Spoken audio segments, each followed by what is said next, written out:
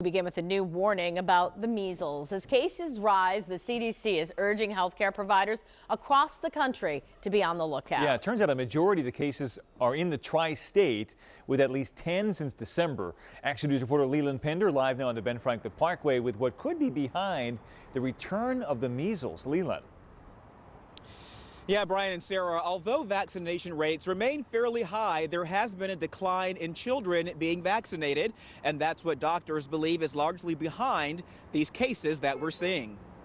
Parents are keeping an eye on their kids for any potential symptoms of measles, and doctors are too. Given the disease was declared eradicated more than 20 years ago in the United States, Dr. Salwa Suleiman, a pediatric infectious disease doctor with Nemours Children's Health, says it's something many young doctors have never seen. If they have not seen measles, they have heard about it, they have talked about it, they have thought about it. The Centers for Disease Control and Prevention has issued a warning to healthcare providers across the country to remain on alert. I know that all of our providers and our primary care offices and in the EDs are certainly aware that there has been a measles outbreak. The CDC says there have been 23 cases nationwide since December 1st. Most of these cases have been among children and adolescents who have not been vaccinated, even if eligible. Due to those who have chosen not to vaccinate their children, there's still that possibility that a case may spread. There have been 10 cases in the Delaware Valley, 9 in southeastern Pennsylvania. New Jersey has seen 1 case in Camden,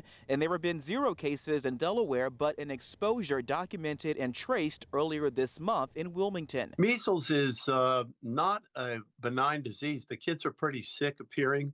There can be complications from them. Officials say 1 dose of the measles vaccine is 93% effective. 2 doses is 97% effective. The best thing you can do is make sure your child is vaccinated.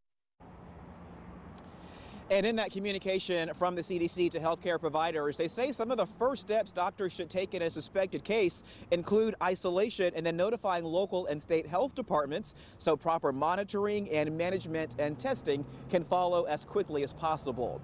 Live on the Parkway, Leland Pender, Channel 6 Action News. Sarah? Okay, Leland, thank you. A collision in the city's